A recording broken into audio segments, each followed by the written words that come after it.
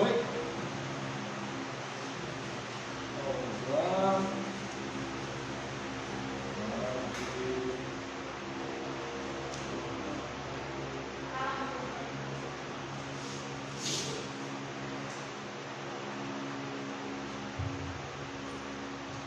Então vamos lá, bom dia, gente boa. Bom dia.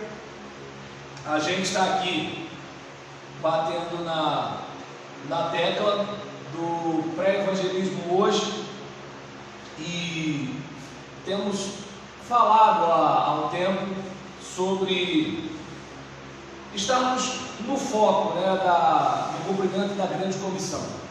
Jesus falou: vão, façam discípulos, ensine esses discípulos a guardar o que eu ordenei. E é muito comum que a gente só use o batizando desse negócio, né? Então, o batizando geralmente é delegado para um oficial da igreja. E nessa situação a gente acaba não tendo uma coletividade no trabalho. Porque, claro que eu não vou tocar no assunto aqui de quem batiza, porque é um assunto polêmico, mas em relação a pelo menos as outras partes, está muito. Eu entendo que no versículo está claro que é para geral fazer tudo, mas a gente tem delegado muito algo para um terceiro fazer e a gente meio que fica na arquibancada assistindo a coisa acontecer. E o alvo é que vão é plural, e fazer discípulo também está no plural, batizando está no plural, ensinando a guardar está no plural. Então a gente vê que é uma grande comissão para todo mundo e a motivação tem que ser o grande mandamento.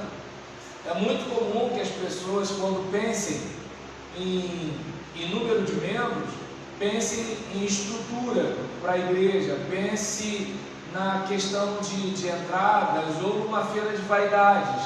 Nossa igreja tem tantos mil membros e tal, quando a motivação precisa ser amor, aquele pensamento de é menos um para ir para o inferno, é mais um para o exército de Deus, é mais alguém para a alegria do coração do Senhor. E a gente olha para cá e verifica que o grande mandamento e a grande comissão deveria ser algo que estivesse circulando no nosso sangue.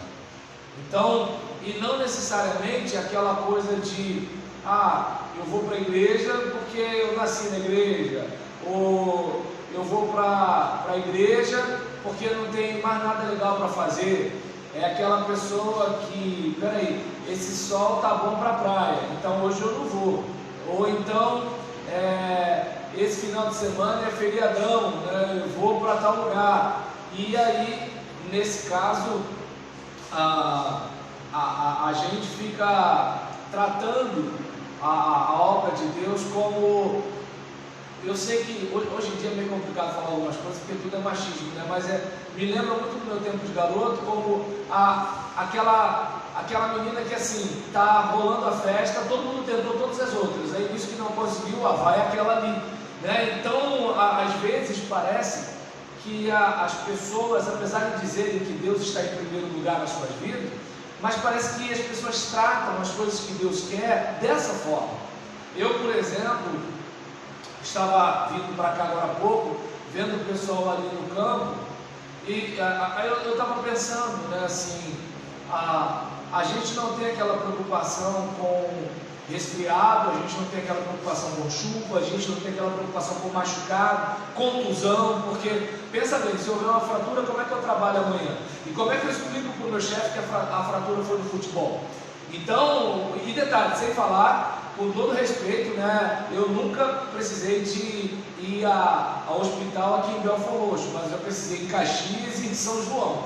E assim, eu pelo menos faço de tudo para não ter uma fratura perto de onde eu moro. E aí observa bem, todo esse risco por um lazer, por uma descontração.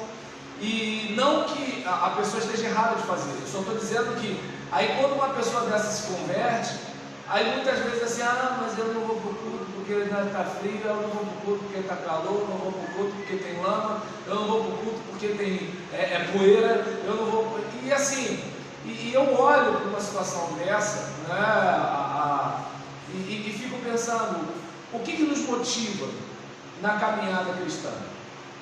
Qual é o nosso combustível? É algo para a gente pensar. Então, a grande comissão e o grande mandamento são, e a grande comissão e o grande mandamento devem ser o norte do nosso trabalho. Ele quer que seja assim, e nós fazemos porque nós amamos. Nós amamos a Deus, nós amamos as pessoas, e nós também nos amamos, e por nos amarmos, nós queremos olhar para nós e vermos em nós, obrigado, meu irmão, e vermos em nós pessoas relevantes, úteis de alguma forma. Aquele caso, imagina você se sentir um instrumento de Deus na transformação de alguém. Então é algo que, pelo menos para mim, não tem preço, porque eu posso de repente olhar, né, para algumas situações e pensar, eu faço isso, eu vou pegar um exemplo simples, né? Com todo respeito ao jogador Neymar, mas assim, apesar dele trazer muita alegria para muita gente quando ele joga bola, qual é a relevância dele comparado ao gari que recolhe o lixo na nossa casa? É claro que todo mundo quer ser o Neymar na vida, e se o filho falar assim, mãe, eu quero ser gari, não filho, não, você tem que ser um jogador internacional. Mas observa bem, qual é a relevância? É que a gente vive num país que valoriza mais a fama do que a importância das pessoas, certo? Mas trazendo para o nosso contexto, às vezes o crente ele não se acha relevante porque ele está fazendo trabalho na igreja, mas esse mesmo crente às vezes se acha relevante quando ele está fazendo um trabalho numa outra organização, numa outra empresa, em algumas coisas do tipo. E aí eu pergunto, né, eu estava até vendo, eu até falei isso, acho que foi na quarta-feira, quando o governador do estado de São Paulo, ele deu uma recuada falando sobre religião ser uma atividade essencial. Por quê? Porque a religião não necessariamente é evangélica, mas ela lida com a produção de sentido. Então, uma pessoa morrendo de câncer com esperança na eternidade é diferente de uma pessoa morrendo de câncer que não tem nada. Uma pessoa que está passando dificuldade financeira, dificuldade para comer, dificuldade para sustentar sua família com dignidade, quando ela tem fé, ela passa por isso de um jeito diferente de alguém que não tem nada. Então, num momento como esse, de ameaça de morte, de preocupação com o futuro, a construção de símbolos ela é muito importante. Eu não sei se o governador fez isso pensando no bem-estar dos paulistas, mas o bom que fez, porque isso pelo menos contribui para que as pessoas possam ter fôlego para continuar lidando com isso tudo. Ou, como disse Karl Marx, né, tendo ópio, né, para poder relaxar diante de tanta pressão que o mundo passa. E nesse caso aqui, a gente vai observar que o nosso alvo é alcançar pessoas que não frequentam igrejas evangélicas. Eu sei que a ética cristã está meio confusa hoje em dia. Então as pessoas às vezes tratam estabelecimentos direcionados a culto como se fosse um estabelecimento comercial. É meio que assim, a gente está tentando trazer fulano da outra igreja, não, vem para cá porque a outra igreja está fraquinha, o outro não sei o que lá, e tal. E assim, eu sou do seguinte pensamento, né? Acredito que eu não estou aqui para trazer ninguém de igreja de lugar nenhum, eu estou aqui para pregar o evangelho. E assim, de que adianta eu ficar trazendo gente descontente para a minha igreja, enquanto tem tanta gente precisando da pregação do evangelho? Mas cada um é cada um, e cada um vai dar conta diante de Deus do que está fazendo. Quanto à questão dos 4 pilares, os grupos pequenos são muito importantes, até porque é mais fácil da gente tratar. Exortação mútua. Como ninguém é perfeito, todo mundo precisa de receber uma chamada de vez em quando. Hoje eu estava pensando, né, em algumas pessoas que eu conheci na minha caminhada cristã, E uma coisa que eu observava, né, tem aquele crente que ele, muitas vezes ele se acha na condição de ser o dominador da igreja. E é muito comum de ver gente, eu não queria usar a palavra covarde, mas que assim, ri para essa pessoa e fala mal dessa pessoa. E eu lembro que uma vez eu não aguentei, né, tive um ataque de pelanca e cheguei para uma pessoa e falei assim: olha, desculpa, fulano só é desse jeito por causa de gente com atitude como a sua. Porque se alguém chegasse para ele e falasse: cara, você é meu amigo, mas você está errado. Então, alguma coisa seria diferente. Só que o que a gente faz? Né? A gente vê a pessoa se perdendo, né? Porque eu entendo que o crente que se acha está se perdendo. Então, a gente vê a pessoa se perdendo, ela vai perdendo amigos, porque devagarzinho as pessoas vão descolando dela, ela vai perdendo consideração, porque a falsidade vai sendo tanta que chega uma hora que ela sabe quem é falso, e não adianta mais as pessoas serem falsas, né? Porque a coisa circula. E aí a coisa vai ficando de um jeito que assim, não seria melhor um irmão que realmente fosse amigo, chegasse, botasse a mão no ombro e falasse assim: cara, bota o pé no freio, você já está errando a mão. Entende? E aí de repente, por ser amigo, o cara iria ouvir e iria repensar. Mas não, ele era cercado de gente falsa, né? E aí nisso ele ia tratando a igreja como se fosse dele. E chegou uma hora que ele se perdeu, tomou tombo, não tinha mais amigo, não sei se tinha, né? E nessa situação a igreja precisou ir para o buraco por causa daquela atitude. E aí foi quando eu falei: olha, desculpa, mas assim, se os amigos fossem realmente amigos, teriam exortado essa pessoa, teriam conversado com ela, teriam dito para ela: olha, se você continuar assim, você além de prejudicar a igreja, você está se prejudicando. E desculpa, você pode perder a minha amizade, né? Mas olha, eu prefiro perder a sua amizade do que deixar você fazer essa besteira toda, tanto com a sua vida quanto com a nossa igreja, além de fazer com a sua família. Por quê? Porque a sua família está aqui, né? Seus vizinhos estão aqui. Então, quando você prejudica isso, você prejudica uma série de pessoas. E eu entendo que, como seu amigo, eu deveria falar isso com você. Então, olha a importância da exortação mútua, porque diz para mim, você não precisa de vez em quando de alguém te dar uma chamada? Eu preciso. E tem gente que às vezes vem com muito jeito, mas vem, certo? Ou então vem com o pé na porta igual a Gisele, certo? Mas assim, eu lembro de um irmão que falava assim: pastor, sabe por que a igreja ama a Gisele? Porque ela fala para o pastor tudo que a gente queria falar. Eu falei: miserável. Então, aí nesse caso, em relação a isso, porque assim, todos nós precisamos. E eu entendo que o dia que a gente achar que não precisa, eu acho que é aí a hora onde o diabo pegou uma porcentagem muito maior do que o Espírito Santo na nossa vida. E eu pelo menos desconfio disso, né? Eu estava até conversando com o Hugo, né? O Joel estava calado, mas estava prestando atenção e rindo, né? A gente estava falando sobre humildade e o Hugo estava falando sobre líderes espirituais que não ouvem as pessoas.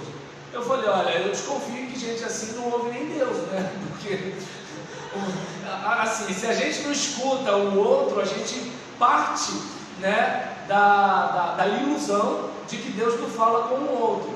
E eu acho que assim, não posso afirmar, mas quando a gente chega nesse ponto, a gente chega naquela ideia de que a gente se basta. Eu entendo que quando a gente se basta, a gente não precisa ser complementado com mais nada. E se a gente não precisa ser complementado com mais nada, nenhum sinal que Deus der, a gente vai ler, né? Então só resta uma coisa para a gente: ir para o buraco. E se, né, a gente cair no buraco e acordar, a gente volta. Mas a gente ainda corre o risco de cair no buraco e entender, né, que Deus deixou, né, o Satanás usar as pessoas para nos prejudicar, porque é mais fácil culpar os outros do que se arrepender. Então, perdão, porque eu fiquei muito tempo na exortação mútua. A mentoria continuada, todo mundo tem que estar sempre aprendendo, porque é uma ilustração que talvez, uma alegoria que talvez algumas pessoas não gostem, mas eu uso muito essa frase: vaca que não pasta não dá leite. Como é que você vai levar alguma coisa para alguém se você não recebe? Entende? Como, por exemplo, aquela pessoa que quer ministrar o louvor, mas ela não frequenta uma escola bíblica, ela não estuda um texto bíblico, e aí às vezes ela vai estar lá na frente, assim, ela é carismática, ela fala, assim, as pessoas ficam arrepiadas, as pessoas choram, mas aprende errado. Então, eu lembro que há alguns anos, deve ter mais ou menos, acho que uns 10 anos, eu vim pregar numa igreja aqui em Belfort Roxo, e eu lembro, né, que um jovem estava conduzindo o louvor e falou assim: peraí, irmão, vamos gritar para o diabo ouvir. E aí eu olhei para aquilo e eu falei assim: o que eu tenho a ver com o diabo? Entende? Mas o que eu percebi? Assim, eu percebi que ele estava naquele afã, estava naquele clima. Gente, acontece, tem aquele momento que você está lá em cima e tudo tal. Mas é uma coisa para a gente pensar, até que ponto aquilo ali aconteceu, ou realmente o foco dele era o diabo. Eu não estou dizendo que o diabo vai ficar incomodado e tal. Claro que vai. Só que o meu foco é o destino ou é o obstáculo? É onde ele tem que parar para pensar. Qual é a teologia que a gente tem? Quem é o diabo na nossa teologia? Porque tem gente que acha que o diabo tem que parar para Deus na teologia cristã, e não está. O diabo está no nível das criaturas. Mas aí percebe que às vezes a pessoa acha que ela não precisa aprender. Eu tenho 30 anos de igreja, tá, mas é crente perfeito? Se não é, precisa aprender. Então, é algo para a gente observar, a questão da mentoria continuada. Eu tenho que estar sempre aprendendo. E a prestação de contas. Tem gente que acha que não tem que dizer nada para ninguém. Então, é algo que, não sei você, mas eu fico preocupado com gente assim. Gente que só entende que só ela tem algo para dizer e ela não tem nada para ouvir. Todo mundo tem que prestar contas a ela, mas ela não tem que prestar contas a ninguém. Então é algo, né, que eu entendo que a gente tem que parar para pensar. Falei desses 4 pilares, né, as 4 etapas. A gente precisa pescar as pessoas, mas precisa integrar as pessoas, precisa treinar as pessoas e precisa servir as pessoas. Claro que a gente está vivendo uma época que a igreja nem pesca, mas, por exemplo, a partir do momento que pesque, que acolha. Imagina, você tem uma luta para trazer um colega da faculdade, o cara ouve horrores sobre a igreja, nas aulas de história ele ouviu coisas terríveis, e às vezes tem ali um professor que veio de uma experiência negativa de igreja, um camarada que passou por algumas situações, junta isso com o academicismo, ele larga madeira em cima de igreja, todo pastor é isso, toda igreja não sei o que lá e tudo tal. Você conseguiu trazer o cara, aí o cara chega, não recebe uma boa noite, não recebe um sorriso, não recebe um cumprimento. Eu não estou dizendo que você tem que ser igual a irmandez, né? A irmandez atravessa um lado do outro do tempo para cumprimentar as pessoas. Nem todo mundo tem essa facilidade. Tem gente que fica sem jeito de fazer isso, mas pelo menos a pessoa do lado. Pelo menos a pessoa do lado. E detalhe, não precisa chegar, sorrir, passar a mão no ombro da pessoa, porque tem irmão que é assim, né? Oi, amado, ou amada. Não, mas pelo menos assim, boa noite. William Bonner não me conhece, mas me dá boa noite. Entende como é que é o negócio? E às vezes tem aquela pessoa que o dirigente fala assim: cumprimenta o nosso visitante, e aí o cara tranca, porque ele lembra do pai autoritário e ele acha que o dirigente está sendo a encarnação daquele pai perturbado e fala assim: não sou obrigado a nada. Entende como é que é o negócio? Então, a questão de um acolhimento, de você chegar e se aproximar daquela pessoa, porque um dia você também chegou, um dia você também estava no final da fila, e talvez um dia você precise ir para uma outra igreja, e você gostaria de ser acolhido. Então são coisas pequenas, né, mas que a gente poderia ficar de olho. O treinamento, quantas vezes a gente fala que nem o pastor que me chamou para falar no culto jovem, lá na primeira batista de Itaipu, Niterói, porque Belfort Roxo também tem Itaipu, né? Então tem que explicar. Isso, não, mas era a região litorânea lá de Niterói. E aí nisso, a respeito, né, do culto lá, eu estava falando sobre a importância de discipular as pessoas e tudo e tal. E eu falei que eu sou de uma geração que eu vivia escutando, nós temos que sair das quatro paredes e tudo, mas ninguém me dava uma dica. Eu me sinto com a consciência tranquila aqui, porque eu tento encher vocês de ferramentas. Quem, por exemplo, já participou de treinamento, percebe que aqui tem um monte de coisa que eu bati no liquidificador. Por quê? Porque eu fiquei muitas vezes com culpa, em crise, por causa desse negócio, vamos sair. Mas aqui não, aqui eu falo, ó, você pode dar uma caneta de presente para alguém que fez a pesquisa religiosa, você pode fazer a pesquisa religiosa, você pode mandar mensagem no WhatsApp, você pode fazer isso, você pode fazer aquilo. Dei bombom para quem fez o negócio, ou seja, eu tentei fazer de tudo para que você tivesse alguma ferramenta. Mesmo o cara que veio uma vez no mês para o nosso discipulado continuado, o cara que veio uma vez em 2 meses, alguma coisa ele recebe aqui. Então o dia que alguém cobrar você, você tem alguma coisa para fazer. Mas eu não recebi isso, irmãos. Eu só recebi a culpa. Então eu estava falando isso com eles. E no final da minha pregação, geralmente o pastor muitas vezes prega de novo depois de você pregar, né? E aí isso, quando ele pegou e começou, eu falei assim, meu Deus, eu devo ter feito alguma besteira. Mas aí, na quantidade de gente que comprou meus livros, eu falei, não, se compraram os livros, acho que eu fui bem. Então, alguma coisa aconteceu. E ele falou assim, irmãos, olha só, se você não souber fazer mais nada, pelo menos se importe. E aquilo que ele falou tocou meu coração, por quê? Você pode não saber nada, mas se você se importar, porque aquele cara que está indo para o inferno poderia ser seu filho. Aquele cara que está indo para o inferno poderia ser seu pai. Aquele cara viciado na cachaça poderia ser seu irmão.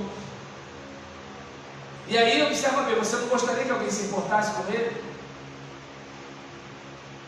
E sem querer botar você com culpa, pense nisso no próximo quarto domingo, no dia de evangelizar. Porque hoje é aquele cara ali na rua. Amanhã pode ser alguém muito importante para você. E você gostaria que alguém fizesse isso. Eu gostaria. Meu filho ama vir para a igreja. Vamos para onde? Vir para a igreja? Não, a gente está indo no mercado. É hospital, é não sei o que lá. Meu filho ama vir. E eu espero que sempre seja assim. Mas eu gostaria que quando ele desistisse da igreja, alguém se importasse com ele. Não sei se vai ter isso, né? Porque hoje a coisa já é como é. Eu não sei como é que vai ser daqui a alguns anos, né? Hoje eu já tenho medo de igreja, mas agora eu não sei como é que vai ser daqui a 10 anos, certo? Então, a questão, né, das 4 estratégias, oração intercessória, contato frequente. Então, quantas vezes a gente quer que as pessoas sejam salvas, mas a gente não ora por elas. E é batalha, irmãos. Não sei você, mas o diabo tem sede na minha vida. Então, todo dia ele está querendo fazer alguma coisa. Não para me tirar daqui, não para me tirar da igreja. Não, ele quer me destruir. Ele não quer acabar com o meu casamento. Ele não quer acabar com a minha saúde. Porque por mais que ele faça alguma coisa, eu ainda posso vir me arrastando. Mas ele quer acabar comigo.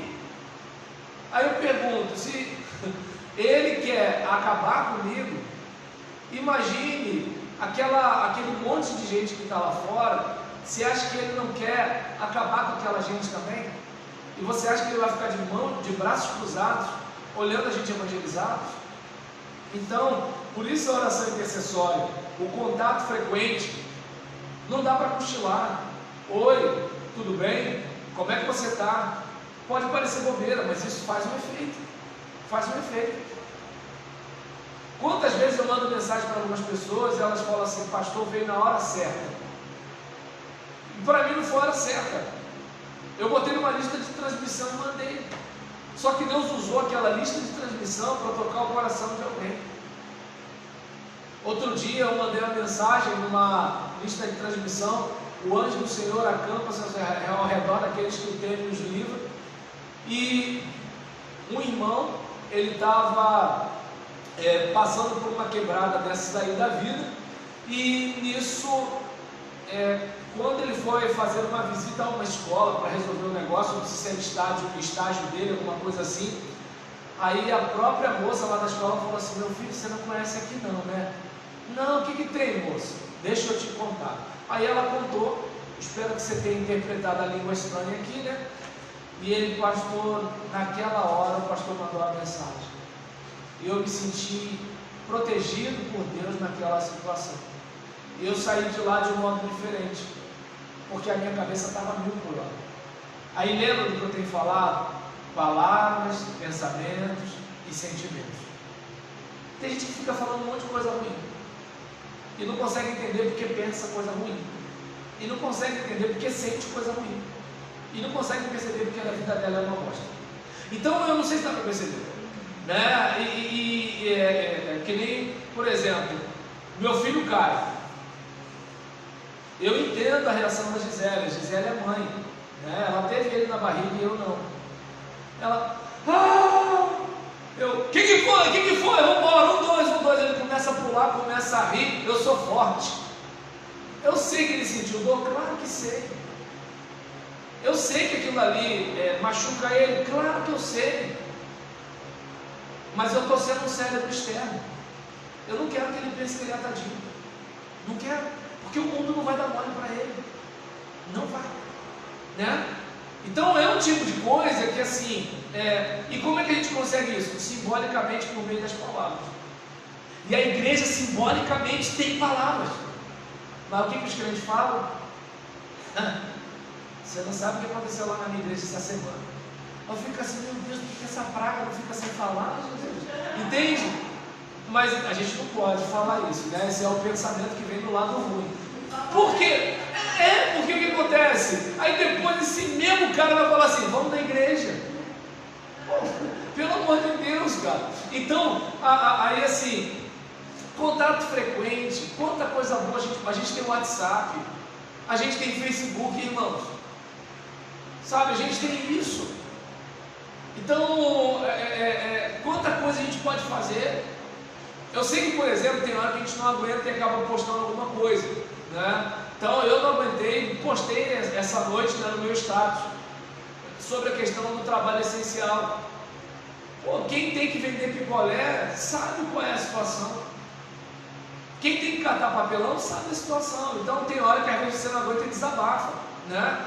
Então eu lembro na Copa, né, alguns manifestantes que naquela época não tinha, graças a Deus, negócio de Lula e Bolsonaro, né? Porque hoje tudo é assim, né? Se você falar um negócio, você é gato, você é melancia, né? Você é comunista.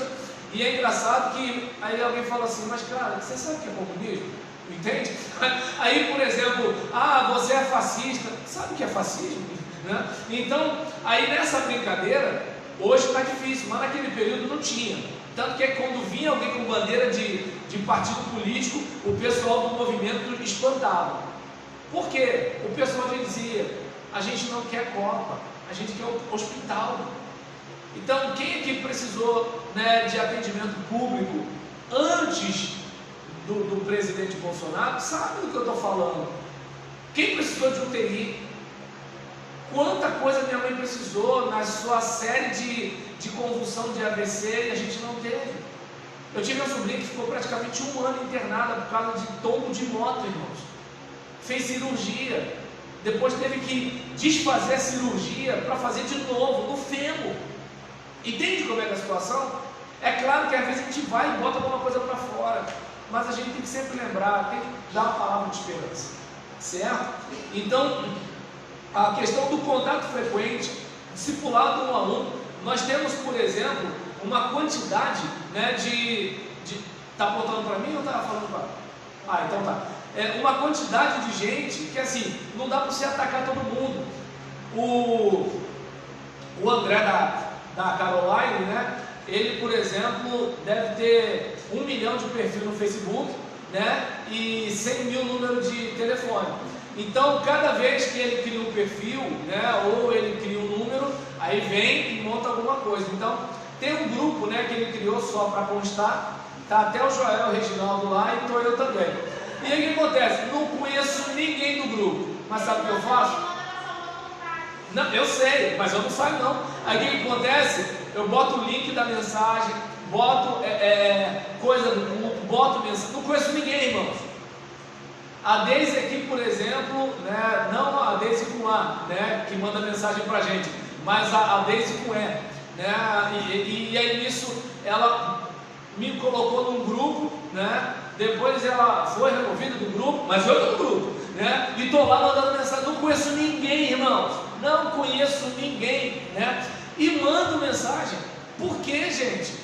Porque a chance que eu tenho contato frequente, certo? E sem falar no contato 1 a 1 com cada um e com aquele que me dá retorno, certo? Então eu lembro quando a Rayane me apresentou a Vitória, eu falei: Rayane, eu falo mais com ela do que contigo, né? Entendeu? Então assim, agora não, eu não tenho mais contato com ela, mas assim, no período que eu cheguei aqui, estava direto. Entende como é que é o negócio? Então assim, é importante isso, certo? E a questão dos fatores críticos de sucesso: amor pelas almas.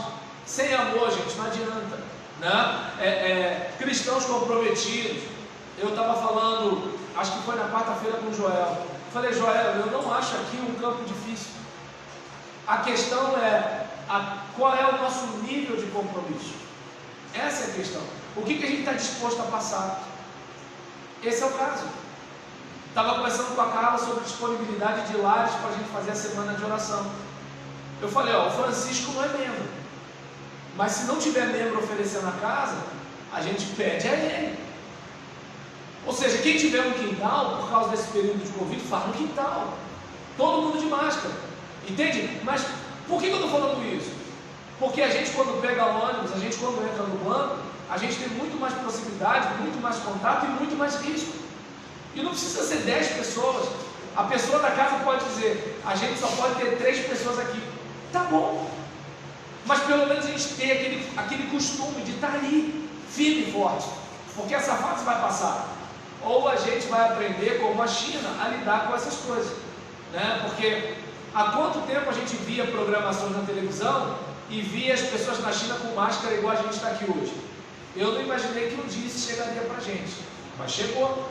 E se eles sobreviveram há tantos anos, por que a gente não sobrevive? Tudo bem que o governo é outro, mas aí é outra coisa, deixa para lá. Então, nesse caso, né, cristãos comprometidos, adoração contagiante. E não tem a ver, irmão, se o hino é tradicional, se a música é contemporânea. Tem a ver com o coração do regenerado. Quem foi salvo por Jesus, quando canta "Não sei porquê, de Deus o amor assim me revelou", consegue cantar com a mesma naturalidade quando canta o que nos lava dos pecados e nos dá restauração, nada além do sangue de Jesus. Canta com a mesma paixão, porque sabe que foi transformado pelo poder do Evangelho. Agora, quem, por exemplo, não está nem aí, pode ser hino, pode ser cântico, pode ser corinho, pode ser o que for, não adianta, né? Então, igreja acolhedora, já falei isso lá atrás, na questão do acolhimento. E as 4 ferramentas: pré-evangelismo, evangelismo, pós-evangelismo 1 e pós-evangelismo 2. Aprendemos, né, que o discipulado continuado exige 4 ferramentas básicas, que é o pré-evangelismo, evangelismo, pós-evangelismo 1, que tem a ver com você ensinar a pessoa os fundamentos, né, o básico, né, da vida cristã, e o evangelismo 2, pós-evangelismo 2, que tem a ver com os fundamentos da fé, que é ensinar a pessoa a questão daquilo que a igreja crê. No caso, por exemplo, disso, é para aproximar a igreja da comunidade onde ela está inserida, alcançando as pessoas na faixa 1, acolhendo as pessoas na faixa 2, acompanhando as pessoas na faixa 3 e ajudando as pessoas na faixa 4. E aí a gente vai pensar um pouquinho sobre pré-evangelismo, que é a primeira parte da faixa 1. Quanto à questão da faixa 1, tem a ver com alcançar os perdidos, que a gente chama de pescaria. Vamos ler todos juntos na página 30, o texto que está em 1 Coríntios 9, versículo 20 e 21. Vamos lá? 3, 4. Quando trabalho entre os judeus, vivo como judeu, a fim de ganhá-los para Cristo. Não estou debaixo da lei de Moisés, mas quando trabalho entre os judeus, vivo como se estivesse debaixo da lei, para ganhar os judeus para Cristo. Assim também, quando estou entre os não-judeus, vivo fora da lei de Moisés, a fim de ganhar os não-judeus para Cristo. Isso não quer dizer que eu não obedeço à lei de Deus, pois estou de fato debaixo da lei de Cristo. E aí a gente vê o seguinte: você quer alcançar funkeiro, você quer alcançar skatista, você quer alcançar cachaceiro, você quer alcançar analfabeto, você quer alcançar advogado? Qual é o perfil da pessoa que você quer alcançar? E aí você precisa aprender a questão da linguagem, a aproximação, alguma coisa que te conecte.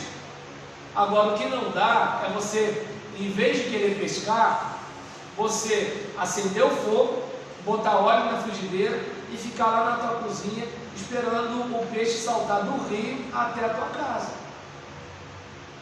Tem gente que infelizmente pensa assim.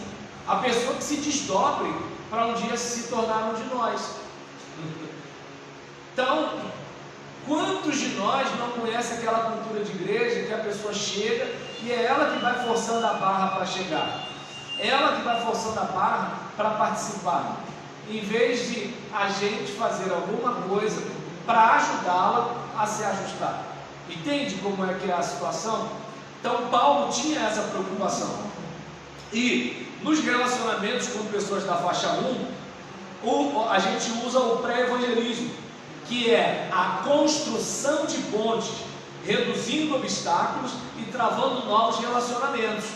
Então o pré-evangelismo, ele ajuda a gente para que na hora de evangelizar, você já tenha uma terra adubada para lançar a semente. Qual é o problema da gente? A gente quer lançar a semente do nada. Aí que está a questão. Eu, por exemplo, vou querer trazer as pessoas para cá. Só que não dá para eu aparece lá e forçar a pessoa a entrar. Ela precisa olhar para cá como um lugar em que ela já deseja vir. Ela pode até não ter forças, mas se ela não tiver forças, ela vai chegar na sua casa e falar assim: fulano, eu queria muito ir, mas sempre que eu vou acontece alguma coisa. E você ajuda, porque ela já quer vir. Agora, se ela não quiser vir, a gente tem que parar para pensar: o que tem na gente que ela não quer vir? Esse é o caso. Pois não? Na opinião do senhor, na igreja cristã brasileira, qual seria a maior dificuldade? É porque tem pouca gente evangelizando ou porque não está se tendo um acompanhamento do discipulado devido e as pessoas não permanecem? Será que está entrando mais gente ou está saindo mais gente? Bem, quanto à primeira e segunda pergunta, eu digo sim para as duas. Eu não consigo ver a igreja atual no todo evangelizando. O que eu vejo é mais a igreja apresentando às pessoas o que eu acredito que é verdade, que na Bíblia ela pode encontrar crescimento pessoal. Eu acredito nisso mesmo. Eu não vejo a Bíblia apenas como livro de religião, certo? Eu acredito nisso. Então tem gente que muitas vezes vai até a igreja por causa de crescimento pessoal. O cara está mal no casamento e ele escuta uma pregação do Cláudio Duarte, cai a ficha e ele começa a acompanhar o Cláudio Duarte. Daqui a pouco ele vai na igreja do Cláudio Duarte. Então eu vejo isso. Não necessariamente a questão do seguinte: olha, sem Jesus tu vai para o inferno. Eu praticamente não escuto isso. Que nem o Joel riu, né? Quando ele falou: porque a mensagem que o pastor pregou hoje lá no Ar Livre foi atual. Eu falei: pô, não foi não, ô Joel, porque eu não escuto ninguém para pregar sobre isso. Então, assim, com todo respeito, eu sei que tem igreja pregando, mas assim, eu particularmente não vejo, né? E não ouço. Então, em relação à questão do evangelho, Jesus veio aqui para salvar o pecador. Salvar de quê? Da condenação do inferno. Libertar de quê? Do seu pecado. Geralmente quando eu escuto isso, é mais pregador que dá bordoada. Ou seja, pregador que quer criticar outros pregadores. pregador que quer dizer que a outra igreja não presta. Isso eu vejo, né? Não vou citar o nome deles, mas assim, tem esses aí. Só que eu, pelo menos, eu não sou da panela do falar contra, eu sou do falar pró. É aquele caso assim, não adianta eu dizer para você que você está todo errado. Eu entendo que para mim é mais jogo mostrar com a minha vida, olha, eu estou nessa onda aqui, essa onda aqui é melhor, e você pegar comigo. Eu entendo que te repreender é a partir do momento que assim, você acata a minha autoridade. Então aí é diferente, porque se você não acata, eu posso ser qualquer coisa, menos alguém que está te orientando. Raciocínio meu. Então eu vejo que assim, a pregação do Evangelho, o Evangelho em si, para o pecador, eu não chego a ver muito. Eu vejo mais alguém usando o Evangelho para dar alfinetada em outros. Isso eu vejo, né? E aí, o crente descontente pega aquilo ali para alfinetar o pastor dele. Isso eu vejo, certo? Mas aí, você deve perceber, esse pessoal parece que alcança mais o crente descontente do que o ímpio. Então, para mim, não ajuda muito. Porque os crentes já estão nesse negócio meio barro, meio tijolo. Se eles ficarem de mimimi e críticos do sistema dentro da igreja, eu entendo que não ajuda muito. A igreja está precisando de gente, irmão e amigo, que entre para ajudar a fazer diferença. Para dizer que está errado, já está errado mesmo, e assim, só vai provocar reação. Eu pelo menos aprendi isso. Eu antes, quando eu via, né, irmão mostrando as coxas, mostrando os seios, eu pregava contra. Só que acontecia, no culto seguinte vinha a reação, e a reação é o quê? Mais coxa e mais peito. Então o que eu fiz? Parei de brigar, porque parecia que eu era implicante, não parecia que eu estava me importando com a igreja. Eu não sei se está dando para entender, assim, a ideia, né, por exemplo, da questão da pregação do Evangelho, eu entendo que, e a pessoa bota na conta do pregador com o microfone, não aquela coisa assim de eu vou para lá, entende? É que nem uma sobrinha minha estava perguntando sobre a bola de neve, aí uma outra sobrinha minha que não é de igreja nenhuma, uma outra sobrinha minha que é crente afastada da Assembleia de Deus, estava falando para essa sobrinha, né, que essa igreja ela é porta larga, porque tem o pessoal do jiu-jitsu, da praia, do karatê, do reggae, não sei o que lá, aí tem as igrejas que fazem bloco, né, em período de carnaval. Aí eu cheguei para minha sobrinha e para outra e falei o seguinte: olha, não discuti com uma que pensava de um jeito, eu até entendo por causa da formação dela. O cristão tradicional ou o afastado de igreja tradicional, ele tem uma ideia, né? Mas eu estava pensando numa sobrinha que não conhecia a igreja. Eu falei assim: eu não posso perder essa menina, mesmo que eu não seja da bola de neve.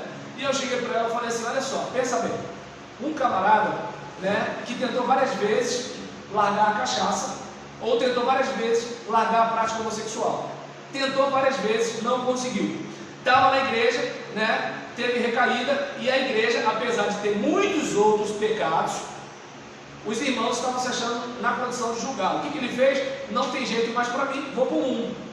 E aí ele está lá para pular o carnaval, e aí passa um bloco, e na música desse bloco fala que Jesus morreu por ele, que ele é importante, que Deus tem salvação para ele, que Deus tem restauração para ele. Ele começa a chorar, e aí vem um cara no meio daquele bloco de Abadá, vai lá, bota a mão no ombro dele, ora por ele, pega o contato dele e começa a acompanhá-lo. Aí eu falei para minha sobrinha: a gente pode dizer que aquilo ali é oba-oba? A gente pode dizer que o crente que vai para o retiro no período do carnaval, o crente que vai para a casa de praia no período do carnaval, o crente que fica no Facebook malhando essa igreja, a gente pode dizer que ele é mais cristão do que aquele que está lá? Então, assim, eu entendo que hoje a gente não está nem pregando o evangelho direito, né? E quando eu falo, eu não estou falando disso aqui. E aqui também já está meio difícil, né? E assim, a questão também de a igreja cuidar, porque as pessoas se decidem. Mas vamos e venhamos, quantos de nós, quando chegam visitantes nas nossas igrejas, não digo essa, mas também essa, quando chegam visitantes nas nossas igrejas, quantos de nós acompanham aquela pessoa? Quantos de nós no dia seguinte já fez um contato com ela? Quantos de nós diz para ela as atividades que a igreja tem? Quantos de nós, né, pergunta como ela está? Quantos de nós vai à casa dela para agradecer pela visita dela, orar por ela e demonstrar que se importa com ela? Então, não sei se dá para perceber. Assim, então, além da gente não fazer, na questão de pregar, na maioria das vezes, a gente delega para o pregador. O pastor não traz mensagem evangelística. Mas a igreja não tem visitante. Isso é mole. A pergunta é quem faz o quê? E quando isso acontece, né, eu lembro que uma vez, né, uma pessoa foi orar, né, antes de eu pregar. Que almas se rendam aos seus pés e tudo tal. E a igreja tinha saído para evangelizar naquele dia. E assim, o meu lado ruim pensou assim: como é que essa pessoa consegue ficar pedindo que almas se rendam aos pés do Senhor? Ela não sai para evangelizar. E não é uma vez, ela não sai para evangelizar. Mas quando o parente vai fazer carreata para propaganda política, aí ela pega o carro dele e sai. O carro dela e sai. Mas ela não sai com a igreja dela. Mas quer falar de almas que se rendam aos pés do Senhor. Aí eu falo, ou essa gente é esquizofrênica, ou tem 3, 4 pessoas dentro daquela cabeça, né? Ou eu mesmo, Irene, né? Eu não sei se está rolando um negócio desse, né? Ou essa gente é hipócrita, né? Ou tem problema mental, ou é hipócrita, né? Ou então, de repente, assim, essa pessoa realmente acredita que ela evangeliza sem evangelizar. Então, a gente tem essa questão de o pessoal não vai, o pessoal não acolhe quem vem, é mais fácil botar para fora, né? É mais fácil fazer isso, né? E a terceira que você tinha falado, deixa eu ver, agora eu estou tentando lembrar. Você fez 3 sobre evangelizar, sobre cuidar das pessoas que chegam, e você fez uma terceira, mas eu não estou lembrando. Saem mais cristãos do que entram. Né? Sim, eu entendo que a igreja hoje, ela está meio que igreja rodoviária. Entende? Por exemplo, a igreja neopentecostal, não posso generalizar, mas as mais famosas que estão na mira de Ministério Público e de Rede Globo, essas aí, elas realmente não são igrejas de membresia iguais às nossas, certo? Algumas outras neopentecostais são, mas essas não. Então, elas já não são assim mesmo. O pregador prega, vem um cara hoje de manhã, vem um cara de tarde, vem um cara de noite, vem um cara segunda, vem um cara terça, vai pregando, é como se assim, é como se a igreja fosse uma praça. Vem um monte de gente e vai um monte de gente. Alguns vão ficando, outros não. Mas ela já é assim. No caso, né, de algumas neopentecostais que, por exemplo, tem nome de batista, mas ela é neopentecostal, tem nome de assembleia, mas é neopentecostal. Não dá tempo de explicar aqui, né? Porque assim, pra gente, batista, assembleia, né, essas coisas assim, tem a ver com glória a Deus, olha, aleluia, e com o espiritual. Mas não, o que faz uma igreja ser uma e ser outra tem a ver com a convicção doutrinária, não a prática em si, né? Até porque se a gente estudar a história dos batistas, tem coisa que a gente diz que batista não faz, que batista fez na história, né? E tem coisa que a gente diz que é de batista e não é de batista, mas aí é outra situação. E aí nesse caso, por exemplo, tem igreja neopentecostal que é muito mais neotestamentária, digamos assim, do que algumas igrejas tradicionais. Por quê? Porque discipulam, fazem reuniões nos lares, acompanham ali, entende? Faz um trabalho sério. Tem coisas doutrinárias que a gente discorda, mas ali na questão de salvação faz um trabalho fenomenal. Tanto que você pega um mosca morta de uma igreja batista, quando o cara vai para lá, o cara vira um monstro, entende? Então, assim, como é que ele mudou? Porque a cultura é outra. Lá ele não é crente-cliente, lá ele é trabalhador. Se não for, toma chamada. Porque lá não tem essa de assim, porque o irmão, se eu brigar com ele, ele vai sair, todo mundo vai ficar do lado dele. Não vai ter isso. Lá não gostou, come dentro. Então é uma situação. No nosso contexto, tem igrejas e tem igrejas. Tem igrejas e tem igrejas. Né? No nosso contexto, tem, por exemplo, aquelas igrejas que não sai ninguém, mas é todo mundo membro nominal. Se você desligar o cara, ele fica com mágoa da igreja, ele fica chateado, mas não bate um prego na igreja. Não ajuda em nada. Ele morto, ele vivo, ele viajando, ele não viajando, ele sendo da marinha, ou trabalhando em plataforma de petróleo, ou trabalhando na porta da igreja, não faz diferença nenhuma. Porque você não vê o dízimo dele, você não vê a frequência dele, ele nada é a mesma coisa. Então, ou seja, não saiu, mas eu nem sei se entrou. Então, mas o que acontece? Mas eu sou a terceira geração batista. Meu pai fez isso nessa igreja, meu avô fez isso nessa igreja, meu bisavô fez não sei o que lá. Tá aí você, entende? Então, assim, na nossa estrutura tradicional, é mais difícil o pessoal sair. Mas não é difícil o pessoal sair porque não sai, já saíram. A gente é que mantém a pessoa no hall de membro. Esse é o caso. Então, mas a ideia de igreja rodoviária, infelizmente, acontece e muito. Acontece e muito, né? Só que é o que eu estou falando.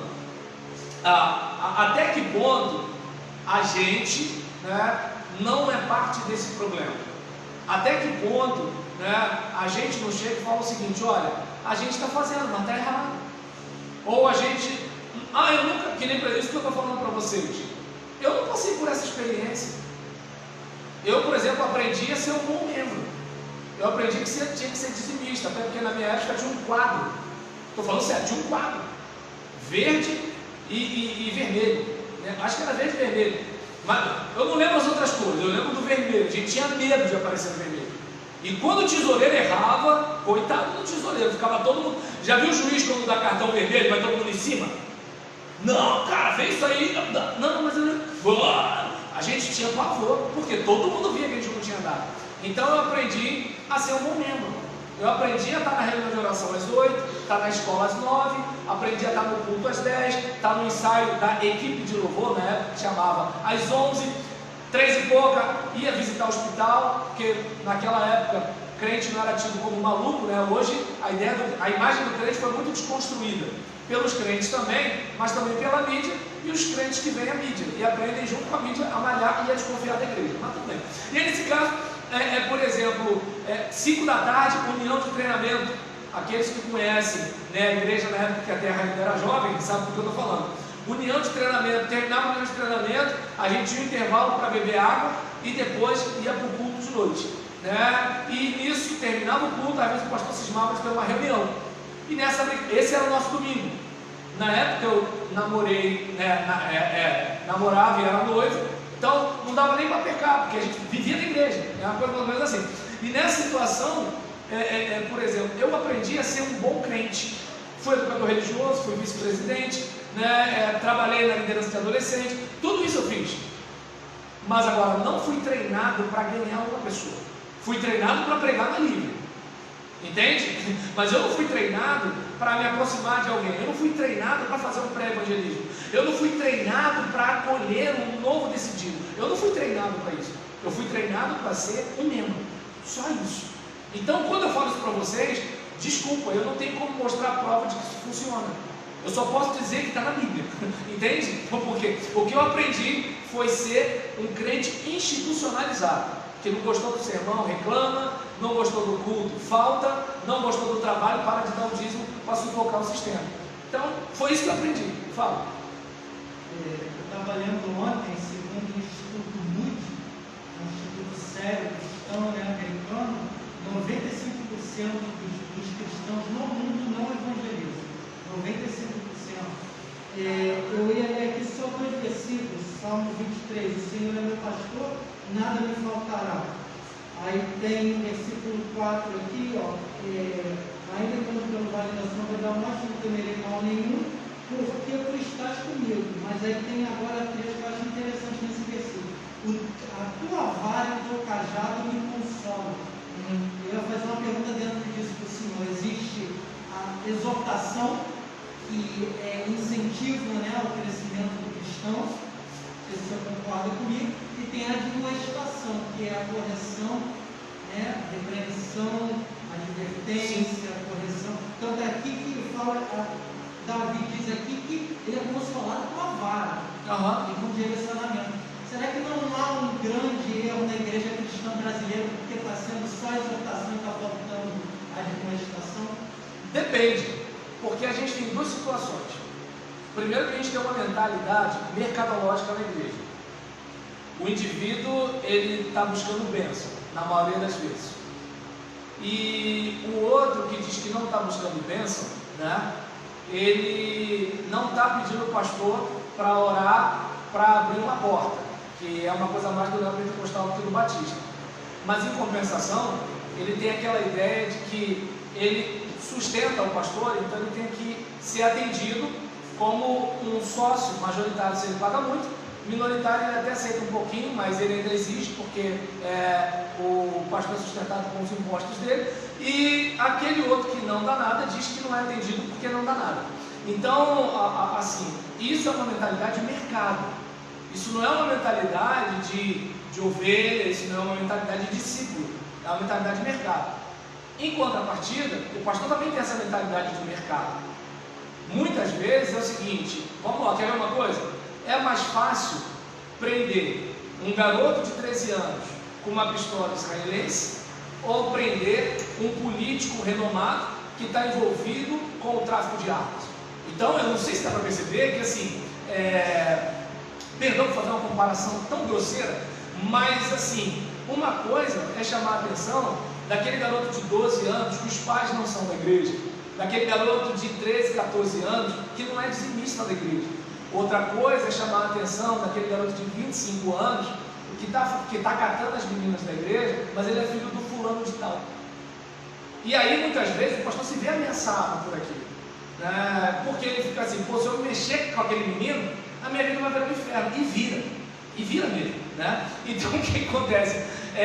Esse tipo de situação é onde, por exemplo, dificulta. Por quê? Porque não é uma mentalidade de pastor-ovelha. É uma mentalidade do tipo, a gente está contratando esse cara. Então, se a gente paga pouco, a gente exige pouco. Se a gente paga muito, a gente exige muito.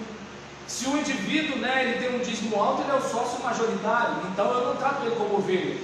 Se o indivíduo paga pouco, dá para puxar a orelha dele, para servir de exemplo por demais, né? Então, assim, esse tipo de coisa, infelizmente, está acontecendo. E agora, só que nas igrejas neopentecostais, a coisa já é diferente. Enquanto muitas vezes o pastor é meio que funcionário nas igrejas mais tradicionais, nas neopentecostais ele é o patrão. Então o que acontece? Aí é desse jeito, vai ser desse jeito, vai ser desse jeito, vai ser desse jeito, mas pastor, acabou, entende? Não me encontraria não, porque tu está com Satanás. Então é uma coisa mais ou menos assim. Então esse tipo de situação, eu entendo que depõe, contra a caminhada da igreja, né? Irmão Paulo, eu entendo, tá? Se o senhor tocar, eu sei que não é perseguição não, o irmão está certo. Então, a respeito disso, é que, e fiquem tranquilos, tá, gente? A parte do passo a passo, depois eu faço um vídeo curto e mando para vocês assistirem. Mas eu entendo que essa interação a gente só teria aqui, no vídeo pequeno não tem. Então, essa situação, assim, depõe contra a igreja. É como, por exemplo, eu e Gisele, a gente às vezes vê, tem o pastor Jeremias Pereira, da 8ª Presbiteriana em Belo Horizonte, ele fala assim, mas quando o pastor faz isso, está certo? Aí ele vai responder assim, converse com ele, abençoado. Entende? Então, aí eu falo com a Gisele, eu falo assim, olha Gisele, tá vendo? A pessoa está querendo usar a palavra de um pastor para o pastor dela, quando ela deveria conversar com ele. Então, eu entendo, sabe, Hugo, que assim, a coisa está bagunçada, sabe, a coisa está bagunçada, é uma coisa meio que enxugar gelo, e é meio que assim, meio que vou pegar o trabalho policial contra o crime, seja na Polícia Militar, Rodoviária Federal, seja o que for. Por quê? Porque quando você vai no peixe pequeno, você vai, faz e acontece, mas quando é o peixe grande, é você que leva um reverso. Você pode perceber o que está acontecendo com a Lava Jato, junto a algumas instituições, seja a Suprema Corte, Ministério Público e outros bichos ali, entende? STJ e assim por diante. Eu vi, por exemplo, um vídeo de um ministro do STF defendendo a ação da Lava Jato contra o trabalho do PT. E esse mesmo ministro, passado alguns anos, falando mal da Lava Jato e dando adjetivos à Lava Jato, que se alguém tivesse dado a ele teria aprendido, como está acontecendo ultimamente. Então, observa bem, enquanto a gente fica assim, isso é responsabilidade do fulano. Só que é o seguinte, o pastor não vem de Marte, ele está no sistema. Entende? Por exemplo, uma coisa é o pastor que não tem parente crente. Ele não sabe como a coisa é, e ele vai perder a virgindade lá dentro. Outra coisa é o cara que é filho de pastor, neto de pastor, sobrinho de pastor, ele conhece o negócio. Então ele já sabe como faz. Ou ele, por exemplo, vai na malandragem, ou ele bate, ou ele sofre. Entende? E nem todo mundo escolhe sofrer. E mesmo sofrendo, não é garantia que o sistema vai mudar. Porque por se multiplicar a iniquidade, o amor de muitos se esfriará. Quando o Filho do Homem se manifestar, encontrará fé na terra? Ou seja, quem está disposto a ministrar na igreja tem que estar com o peito aberto no caminho do Cordeiro. Eu estou indo como ovelha para o matador. E vou. E o resto é problema de Deus. Né? Então é uma coisa mais ou menos assim. Agora, quanto à questão da pesquisa, por mais que o Instituto Moody seja sério, é bom a gente observar o seguinte: uma coisa é o contexto norte-americano, outra coisa é a questão do percentual de pesquisa. É que nem, por exemplo, pesquisa eleitoral. Não vou nem falar de pesquisa presidencial, porque senão eu posso ser linchado aqui. Vou falar de Conde César Maia na prefeitura do Rio. Então, os mais antigos sabem quem foi o Conde. E aí o que acontece? A pesquisa vivia apontando o Conde e o César Maia ganhou. Então, existem situações que, assim, não estou dizendo que não é verdade. É que nem, por exemplo, teve a pesquisa nos Estados Unidos falando sobre suicídio de pastores. Então, é dos Estados Unidos. O contexto latino-americano é uma outra situação. Entende? Então, minha gente, eu vou pedir o seguinte, né, quanto à questão das atividades, né, a gente tem frente de quintal, não vou comentar, futebol evangelístico, tela crente, lista de oração intercessória, relacionamento com amigos de novos crentes, telefonema aos visitantes, visita aos visitantes e convite para as nossas reuniões, que podem ser com panfletagem, carro de som ou faixa na porta de casa. Se alguém quiser botar uma faixa convidando as pessoas para o culto e não tiver dinheiro para fazer a faixa, fala comigo. Pastor, você tem dinheiro? Não, mas tendo relacionamentos eu consigo essa faixa. Então, nesse caso, a não ser que se você não quiser a faixa, tudo bem, mas se quiser, fala comigo. E aí, não dá para a gente fazer a tarefa para agora, que é para falar sobre o que você tem feito e perguntar para a pessoa sobre o assunto. Mas se de repente a gente puder conversar, né, no grupo de WhatsApp, né, seria interessante. Eu sei que tem um assunto que eu não vou mencionar aqui, mas só tem um assunto no grupo de WhatsApp que eu sei que bomba. Um posta, outro também, o negócio pega. Tirando esse assunto eu não vejo. Mas vamos tentar, entende? E eu não posso falar aqui, tem que falar em símbolos, tá bom? Mas esse é o assunto que rende. E nesse caso aqui, tarefa para casa: convidar pelo menos uma pessoa para o culto, quem puder, né? Convidar alguém para assistir um filme evangélico com você. O que não falta é filme no YouTube. Ligar para um visitante, você pode fazer isso hoje. Oferecer a sua casa para um frente de quintal. Me chama, eu levo um violão para a gente tocar na porta da sua casa. Pode ser só eu e você, mas os vizinhos vão ficar curiosos olhando, tá legal? E continuar memorizando os versículos da Estrada Romana. Nesse caso, meus irmãos, eu não vou fazer aqui o segmento, porque o tempo não dá e não estou, tá, pelo amor de Deus, reclamando da questão da interação que a gente precisa.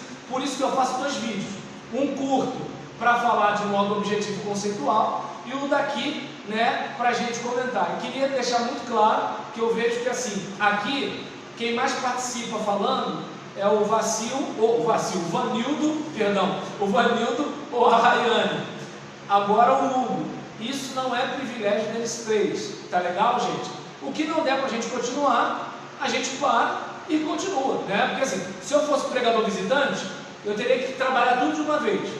Mas partindo do princípio de que eu vou estar aqui no próximo culto, então o que não deu para fazer hoje eu completo amanhã, né? E se o pastor morrer? Aí é problema de Deus, aí é outra coisa. Tá legal, gente? Então, vamos orar? Querido Deus, muito obrigado por essa manhã. E eu peço que Tu nos ajude a ganharmos ganhadores de almas.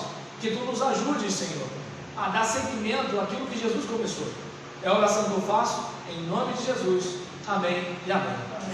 É isso aí, minha gente. Então, daqui a 15 minutos mais ou menos, tá, gente? Ou 20 minutos, vamos estar de volta.